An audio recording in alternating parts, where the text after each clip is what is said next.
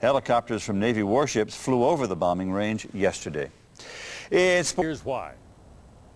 Most of Vieques belongs to the U.S. Navy, which has used it for bombing and shelling practice with live ammunition for almost 60 years.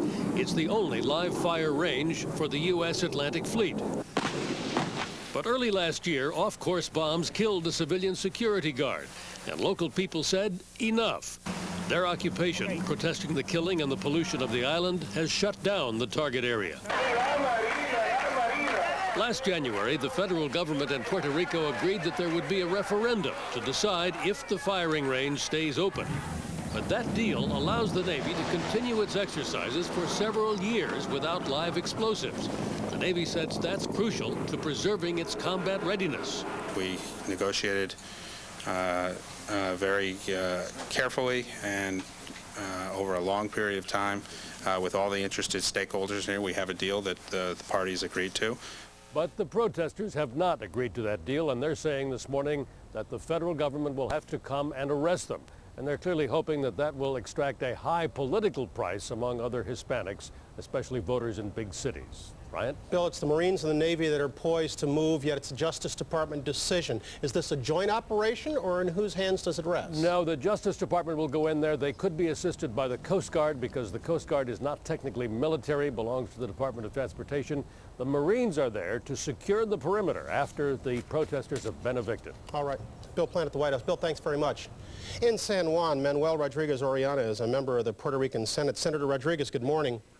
Good morning. I know you're in direct contact with protesters on the island. If U.S. forces move against them, will they surrender peacefully or will they resist? Well, the party I represent, the Puerto Rican Independence Party, and our candidate for governor has been there since May 8th of last year in an act of civil disobedience. That is an appeal to a higher moral authority. And so we are ready for this, and we've been ready for a year. Will they surrender or will they resist? Well, he will refuse to leave, and he will have to be arrested. So it will be a peaceful disagreement, is what you're saying. Well, we have done this before. He was arrested once before by U.S. federal authorities and imprisoned when we were involved in getting the Navy out of another island municipality of Culebra because it violates people's human rights in Vieques at this point. A U.S. assault would exact a high political price. Is that what you're looking for at this point? Well, we're hoping that cooler minds and cooler heads will prevail. We don't want to exact price of anybody. It is the Navy that is involved in what it actually entails, a kind of attempt to buy off the people's conscience in Puerto Rico and in Vieques. Do you totally disregard the referendum agreement that allowed the Navy to continue without using live explosives? Well, the referendum does not include the option that the people of Puerto Rico want, which is not one more bomb. And we have said that very clearly throughout all political parties, not just my political party. Let me go to Washington, where James Inhofe chairs the Senate Armed Services Subcommittee on Readiness. Senator Inhofe, good morning.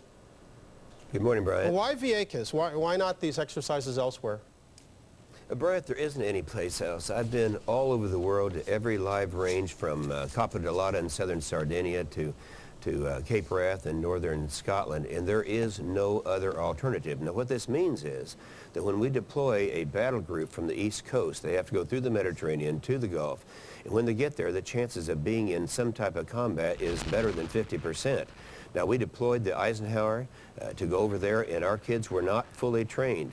And I have to also suggest that a lot of those troops that are going over there untrained are Puerto Ricans. How comfortable are you leaving the logistics of any move that has to be undertaken? How comfortable are you leaving that decision in the hands of the Justice Department and the Pentagon?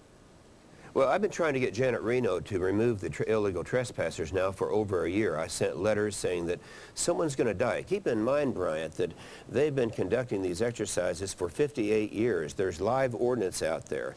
And so these trespassers, I'm surprised someone hasn't died already from getting in there and getting a hold of live ordnances. Let me say one other thing. I come from Oklahoma, where Fort Sill is a live range, and we have We've been having live fire there for much longer than they have in Vieques.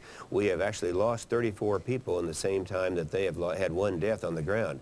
And it's just inconceivable to me that this country that does their training in Oklahoma, that's the Guard of Puerto Rico, they shake their heads and say, why are you letting us do this in Oklahoma when we don't let you do it in Vieques? So to your mind, this is not a matter of respect for Puerto Ricans? No, as a matter of fact, you know, if that were true, then Oklahoma would have said a long time ago, why don't you get out? We don't want you here.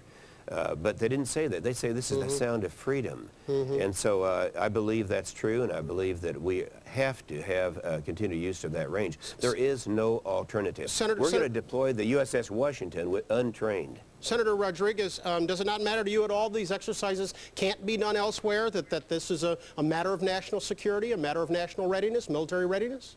Well, we have heard that argument before, and it stretches credibility that the United States whole defense system rests on the island of Vieques, on the municipality of Vieques, where 10,000 Puerto Ricans live. I don't think that is believable. It is also not believable that there is no other place on the face of this planet that can secure the national defense of the United States.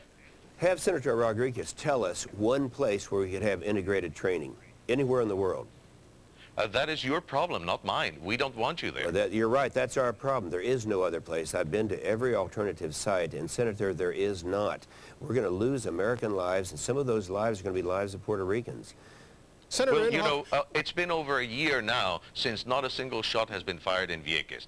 And the Navy had said that it was absolutely essential to do live fire bombing. Now they're willing to leave in 3 years without live fire bombing. Either they were telling the truth before or they're not telling the truth now. So it stretches our credibility. Senator Inhofe, let me let you have the last word, and we only got about 15 seconds. This late stage, any room for compromise? No, I don't see it, because it's going to have to, there's going to have to be live fire. You can't use inert bombs and ordnance. That doesn't do the same thing. We need to have our troops prepared when they go to the Gulf, and this is the only way to do it. All right, gentlemen, thank you both very much. Senator Inhofe in Washington, Senator Rodriguez in San Juan. Thank you.